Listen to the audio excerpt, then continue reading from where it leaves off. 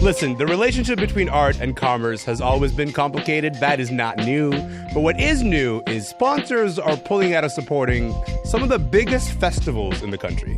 Today on the podcast, how does art survive if corporations won't support it?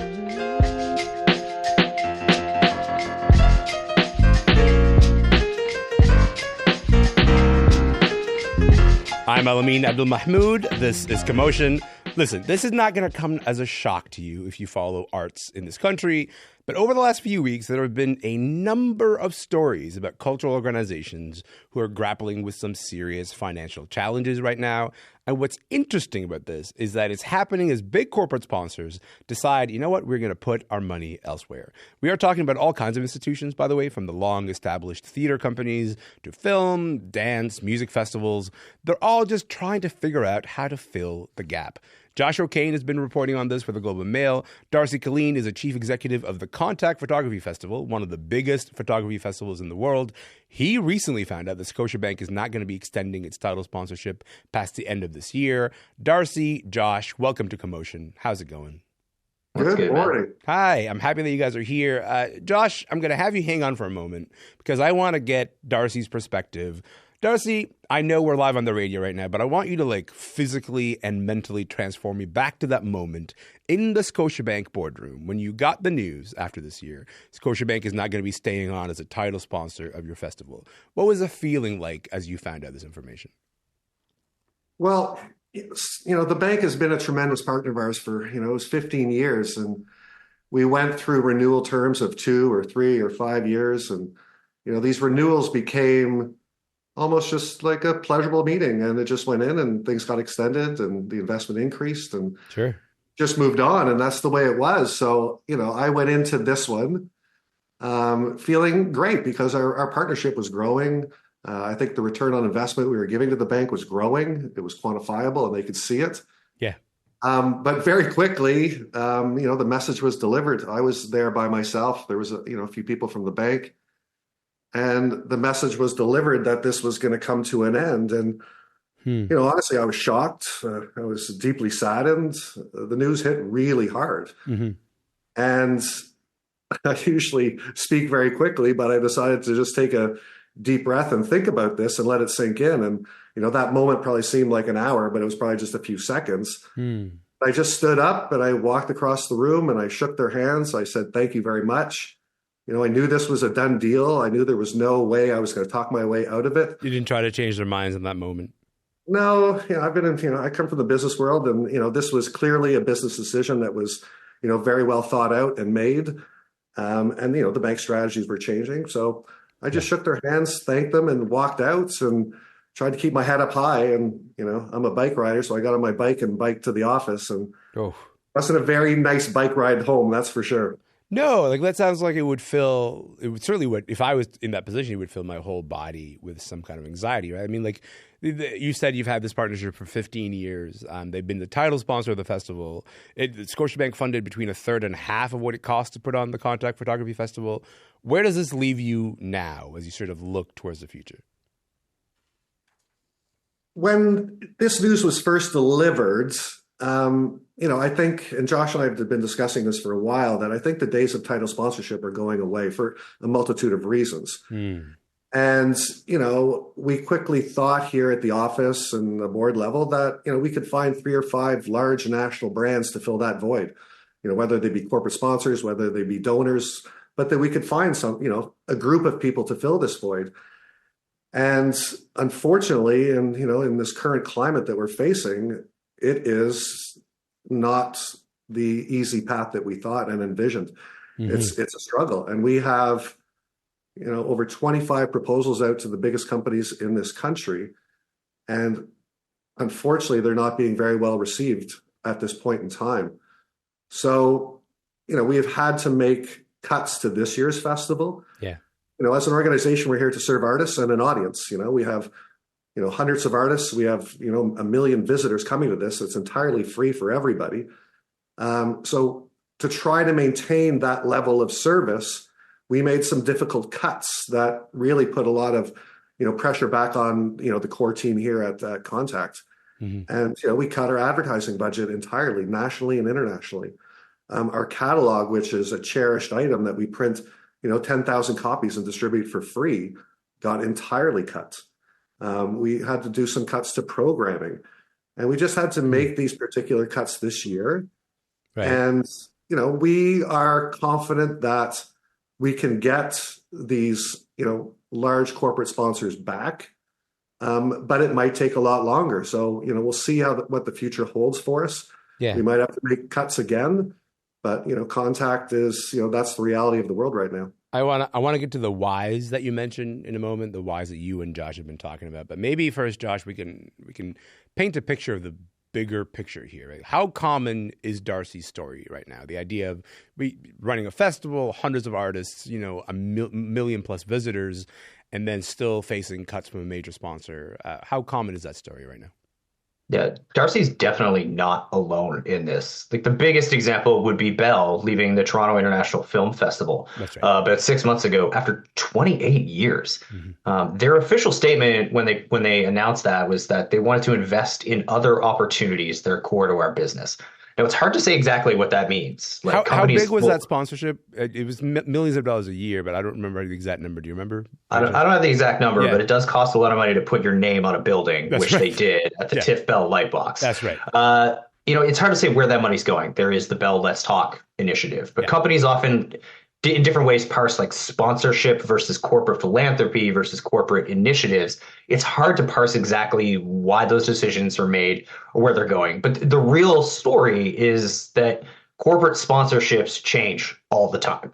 30 or 40 years ago, these sort of big title sponsorship, like let's drop a mill here, that might have been directed by members of the board or the executive, but it gradually became more and more the responsibility of corporate marketing departments. Right. They're looking for brand alignment or return on their investment. And, what that looks like changes over time. And so does data, and marketing departments work with data. They want to know how many eyeballs are looking at their sponsorship, their brand logo.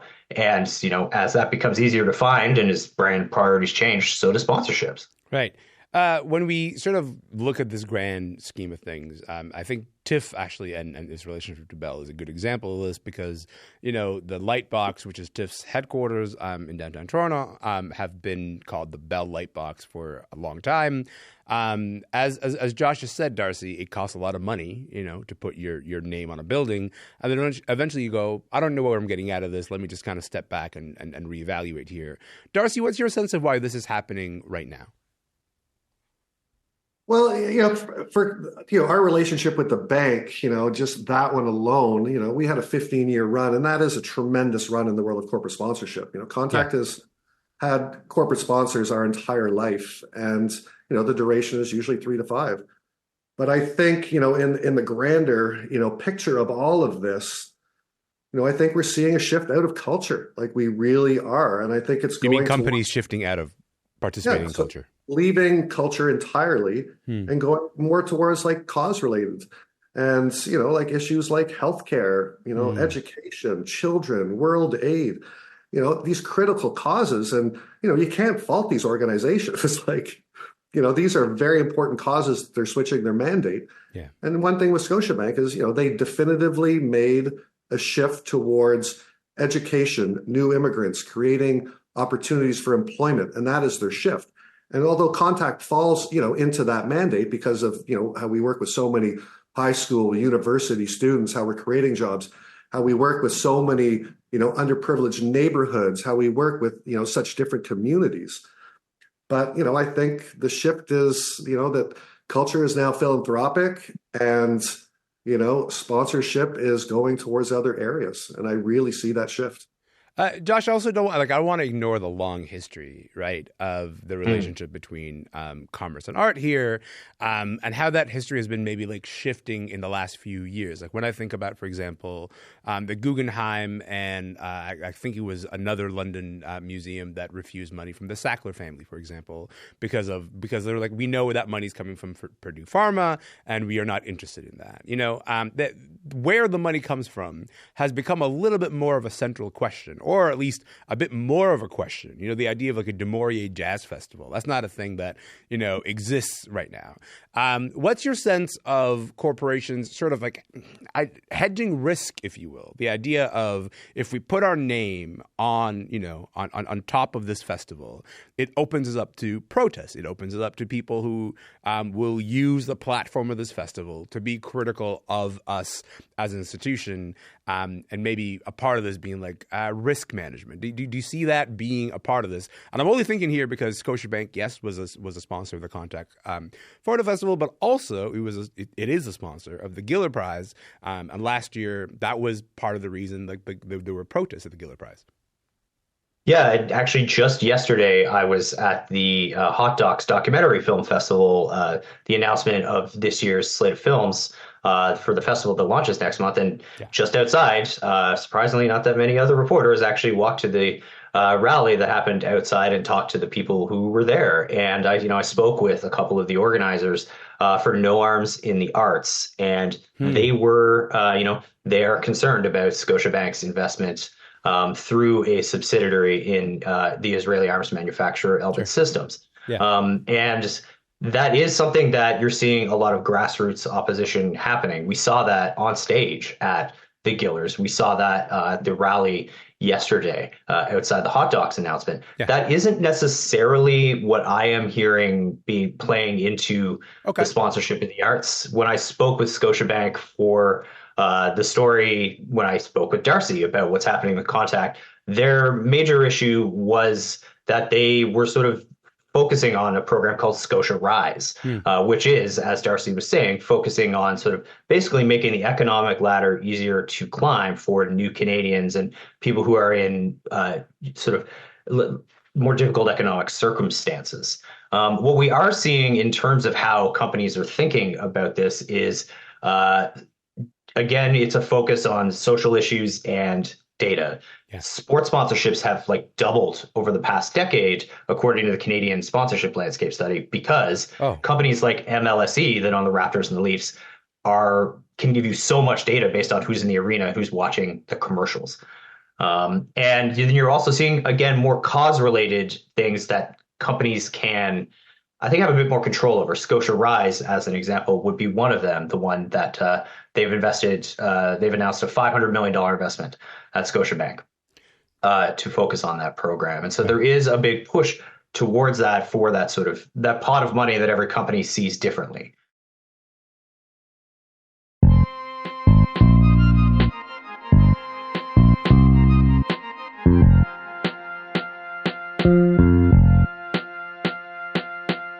If folks are just joining us, my name is Alamin Abdul Mahmoud, and this show is called Commotion. I'm talking with Darcy Colleen and Josh O'Kane, and we are talking about money and sponsorship and the arts and the ways that a lot of arts organizations have in the last little while lost their big sponsors. Darcy, we're talking to you because you lost your biggest sponsor, your title sponsor. That's not an easy thing to even process. I'm sorry to put you in this position, man. You're barely recovering from this giant news. Let me ask you this: when Scotiabank comes to you and says, "We want to see a return on investment," or when you go to them and you say, let me show you a return on the investment on the money that you put in here," where do you even begin to show that? Because it makes sense, I guess, if you're a corporation and you're putting money into something, you'd want to see some kind of return for yourself. So how do arts organizations demonstrate the value of big corporate sponsorship, do you think? It is a very difficult thing to do. Contact is very fortunate that, the two big assets that we bring to, any type of partnership, sponsorship, donor, anything. Sure. Is our audience size and also the amount of press that we get. So, just one way of looking at it is last year, Contact received 2 billion media impressions from 162 countries around the world. Wow. Okay. That can be quantified to be $175 million worth of media. And Scotiabank is mentioned in 86% of it. Right. So there is $140 million of attention that is given to them, where they could be buying ads in newspapers or doing other things, but it's directly given to them. And it also shows, their alignment and support of culture. So it's a very good feel story, and it's very quantifiable, and it's very easy to do. Right. That's one. Another one is when you look at the scope and the size of Contact and how the festival really takes over the entire city. This is the third biggest city in North America. There are, up to 200 exhibitions. We're at museums, galleries, coffee shops, artist-run centers, you name it. There's signage, there's events, there's 175 evenings you can go out and have a glass of wine and meet an artist and a curator. Mm-hmm. These are all creating tremendous advertising value for for Scotia, because their name is on all of these items. So those are just two easy ways to say, here is some incredible return for your investment. I think like the value to me of sponsorship has always been, banks regularly post their profit statements, and every once in a while you look at the amount of money that they made, and after a little while, Darcy, they start to look a little impolite holding on to all that money. You sort of it looks a little gauche, if you will, and so they become involved in worthy causes that will also advance, the purposes of those big sponsors. It doesn't have to be a bank; it could be a telecom, it could be any other kind of big company. But when they pull out in this manner, I think the question mark becomes, how do these arts organizations survive? Because they're often left scrambling here. And by that, I mean, it's not like it's an escalator, or an escalator down of saying, okay, you know what? Slowly over the next 3 years, we're going to unwind our relationship. You found out at the end of this year, this is it. This is the end of the story. So what's your game plan now? Because I imagine that must come as a shock from you trying to run an arts organization well into the future. Yeah, no, it's a very difficult situation. And I think, as you've mentioned, we're not the only one in this position. Yeah. In the last 2 weeks, there's 10 that have basically closed their doors entirely. And, there's a lot that are facing financial difficulty. Yeah. So, our immediate measure was, to reduce costs. And I don't see this climate getting better anytime soon. I see this taking years till we get some kind of return. So, having that foresight is very important. And I think a lot of organizations are seeing that now and will do the same thing. We'll make the cuts, that are required to get through. And it's horrible that we're diminishing our services to our, to these communities, but it is the reality of the world. And, myself and, my executive director, we have a very difficult challenge to try to find these new replacement corporate sponsors. Mm-hmm. And I really do believe, Contact has diversified revenues. Like the government, all three levels of governments, their support of the arts has been incredible in the last 5 years. Mm-hmm. It has been incredible. But, it's not going to grow any further. It was there for COVID. It got us through. But now the organizations are seeing that go away. The corporate sponsorship is going away. Right. We also get money from individual donors, but the individual donors are also leaving culture. So the cost-cutting measures are there now, and the very difficult challenge is to find, new sources of revenue to continue to provide the service that we have for our artists, our community, our audiences, our stakeholders. Right. The work we do for our artist-run centers, for everybody. Like that's the challenge that's facing us. I have to say, it surprises me that all individual donors are also moving away from this, because it's not like you look any more polite holding on to that amount of money if you're an individual person. But that's just me and my perspective. Look, Josh, when I ran into you outside the CBC building a few months ago, you said, hey, I'm really excited. I've got this new beat that I'm building out. It's the business of the arts. Boy, just a few months later, is it the busiest beat around here. I'm going to give last word to you on this. You're spending a lot of your time as a reporter trying to figure out just like what is happening with arts funding. What is your sense of the future of these organizations that have depended on these big title sponsors for so long? It's dark. It's really dark now. Jeez, tell us how you really feel, pal. Okay, continue. Literally just 2 days ago, I was writing a story about programmers exiting hot docs. Well, then another window right next to it about a strike at the Art Gallery of Ontario. There's a lot of struggle going on right now, particularly on the financial side. The Shaw Theatre Festival just posted its biggest deficit in history. Just for Laughs seems to be very much at its end. You've got less income from audiences as people just have less money to spend because of inflation over the last few years. There's a decline in charitable giving that's been going back 20 years. And then government funding in a lot of provinces has been stagnant. And, federally, you can point to a bunch of government programs that launched either during or just before the pandemic that are going to come to an end. They've got these jargony names like the Major Festivals and Events Support Initiative and the Canada Arts Presentation Fund. People don't know if these are going to be re-upped. They may or may not be. So the future is rough. Like all of these costs are going up and the revenue is stagnant. So someone's got to step in, or we are going to see fewer events, fewer festivals, fewer enablers of art and culture and the creation and sustaining of art in Canada without really thinking about where the future revenue is coming from. I'm one of those people who like to end things on a slightly positive note, but also hearing that, I go, oh my gosh, for those who are watching this on video, Josh O'Kane just put giant fireworks behind him because it is a bleak moment. Let me ask you this. Maybe as this could be the small positive note that we can end on. Does this mean that mid-size or smaller organizations can thrive in this environment because they're not as dependent on these big sponsorship titles? And if it's dark for them too, then I don't want to know. But take it away, Josh. I mean, the biggest example of success that I can think of off the top of my head right now would be the Stratford Festival in Stratford, Ontario. Okay.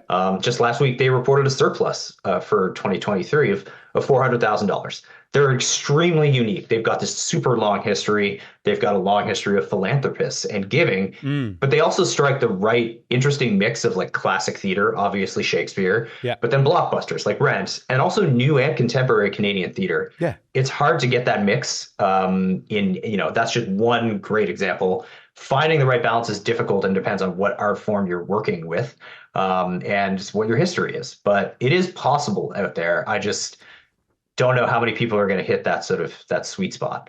This has been depressing is not the word, but worrying, I would say.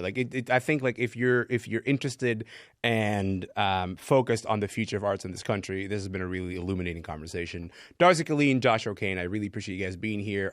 Darcy, I wish you luck, man. I'm going to keep us updated, won't you? Would that be okay with you? I'm going to check. I will definitely keep you updated. Don't worry. Please do. Okay, Josh, Darcy, I appreciate your time. Thank you so much, you guys.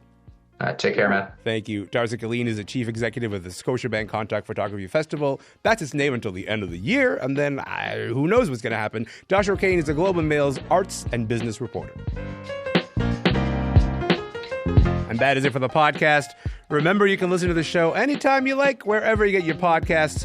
We're on Instagram. We're at Commotion CBC. My name is Alamin Abdul Mahmoud. I'll see you tomorrow.